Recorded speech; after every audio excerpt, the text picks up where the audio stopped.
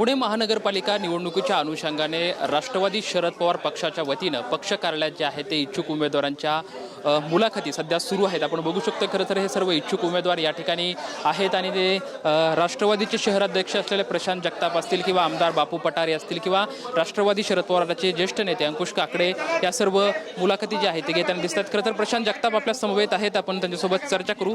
खरं तर आज सकाळपासूनच इच्छुक उमेदवारांच्या मुलाखती घेत आहेत, कसा प्रतिसाद भेटतोय आणि आतापर्यंत किती मुलाखती उत्स्फूर्त प्रतिसाद आहेत। साधारणतः 165 जागींकरता 252 उमेदवारांनी नॉन रिफंडेबल अमानत रक्कम भरून अनामत रक्कम जमा करून या ठिकाणी उमेदवारी अर्ज भरलेला आहे। त्यांच्या सकाळपासून मुलाखती आहेत। आमचे सन्मान्य आमदार साहेब असतील, माजी खासदार आमच्या वंदनाताई असतील, सगळे सिनियर मंडळी, मान्य जयदेवरावजी गायकवाड साहेब, ही सगळी मंडळी आम्ही मुलाखती घेतोय। या निमित्ताने साधारणतः 90 लोकांच्या आतापर्यंत मुलाखती संपल्यात। रात्री आज 10 पर्यंत या मुलाखती चालतील। उत्साहाचं वातावरण आहे या ठिकाणी। खूप ताकदीने आम्ही पुणे महानगरपालिकेच्या निवडणुकीमध्ये उतरू सुद्धा आणि जिंकू सुद्धा। खरं तर आज ज्या मुलाखती होत आहेत त्या सर्व विधानसभा निहाय सर्वच एकाच दिवशी होणार आहेत।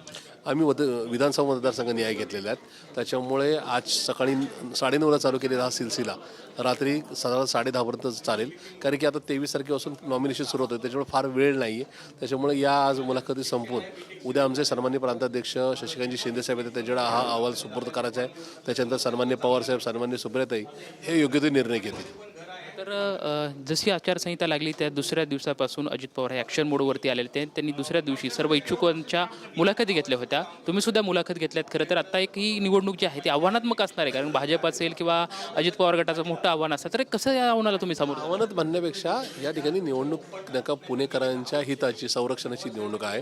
पुणेकरांनी हजारो कोटीचा भ्रष्टाचार या शहरामध्ये पाहिला। भाजपने केलेल्या एकूणच कारभाराचे वापाडे खुद्द त्यांच्या गृहमंत्रालयाने घेतलेले काढलेले दिसत आहेत। गुन्हेगारीमध्ये पुण्याचा नंबर 1 नंबरला लागलेला आहे। ट्रॅफिक जॅममध्ये जगामध्ये 5वा नंबर पुण्याचा लागलेला आहे।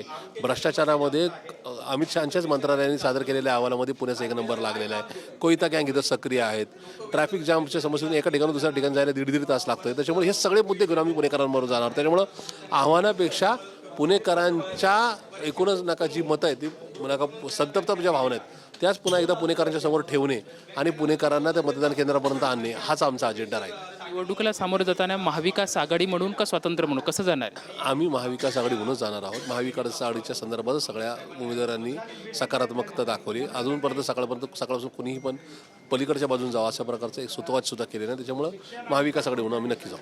तर दोन्ही राष्ट्रवादी एकत्रितपणे ह्या चर्चा जोरदार सुरू होत्या। जेव्हा राष्ट्रवादीचे अजित पवार मुलाखत घेत होते तेव्हा पिंपरी चिंचवडचे शहराध्यक्ष असलेले तुमच्याच पक्षात ते याच्यात काम 30 जिल्हे आहेत। एखाद्या शहरातलं युनिट काम करण्यामध्ये कमी पडलं असेल त्याच्यामुळे त्यांनी तिथं तशी वेगळी मागणी केली तर त्याचा परिणाम इतरांवर होऊ शकत नाही। पुणे शहरातलं एक बळकट युनिट आहे 36 जिल्ह्यातलं। आमचे बाकीचे पण युनिट चांगले आहेत, नागपूर वगैरे। त्याच्यामुळे मला असं वाटतं की इथलं युनिटचं जे म्हणणं आहे ते खूप महत्त्वाचं आहे। तुम्ही तुमच्या भूमिकेवरती ठाम आहात आणि महाविकास आघाडी म्हणून लढणार? निश्चित महाविकास आघाडी लढावं हाच आमचा आग्रह आहे। आपण बघू शकतोय खरं तर महाविकास आघाडी म्हणूनच पुणे महानगरपालिकेच्या निवडणुका आम्ही लढवणार आहोत। आज इच्छुक उमेदवाराच्या मुलाखतीसुद्धा चांगला प्रतिसाद भेटत आहे आणि आम्ही निश्चितच या महानगरपालिकेमध्ये चांगला विजय मिळू अशी प्रतिक्रिया जी आहे ते प्रशांत जगताप यांच्याकडून आपल्याला पाहायला मिळत आहे। कॅमेरामॅन विकी चव्हाणसोबत लक्ष्मण जाधव, TVN मराठी, पुणे।